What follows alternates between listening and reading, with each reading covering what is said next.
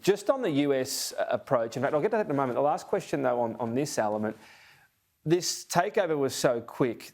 Will it necessarily last? I mean, have there been, perhaps over the last 2 decades, people tasting real freedom that might want it back? Will we see maybe an uprising later on down the track? We've already seen anti-Taliban militia fighting back.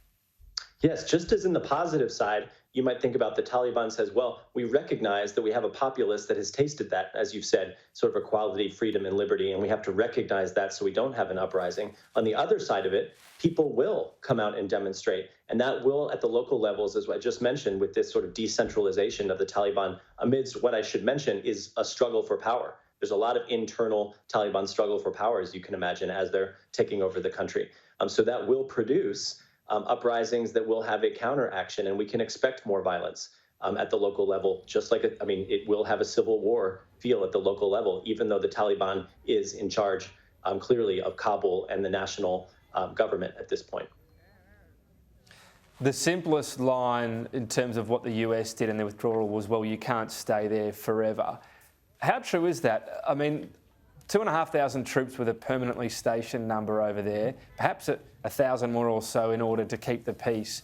And I think I'm right in saying none of them have been killed in about 18 months. Was that really too high a price to maintain what had been so hard fought over in Afghanistan? Great question, because it gets to the heart of the issue as to whether the American public would tolerate in a democracy who gets a say in where the U.S. military goes forward. And clearly there was a lot of political popularity and a complete withdrawal of Afghanistan. Raised that question of whether a continued presence, like in South Korea, for example, of 25,000 troops, that would be tolerable to the American public.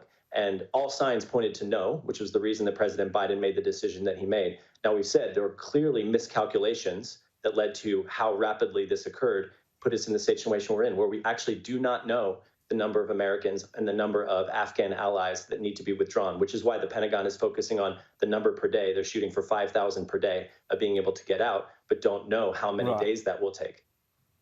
But what you allude to there is this was all about politics, that in terms of, US forces, how you use them, how much they're stressed, you alluded to how many are in South Korea.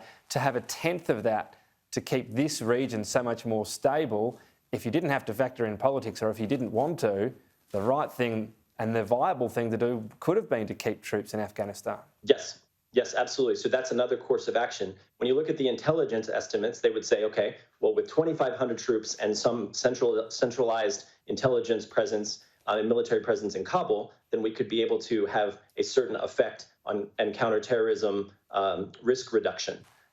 If we had 0 there, then of course you'd be taking on more risk and you'd be relying on more remote sensors for counterterrorism. So it was all in the risk calculation for the very bold decision that President Biden made in deciding to not, as he said, to not pass it on to a 5th president, the presence in Afghanistan. But absolutely could have had, those factors, decision factors could have had better results in terms of counterterrorism, possibly.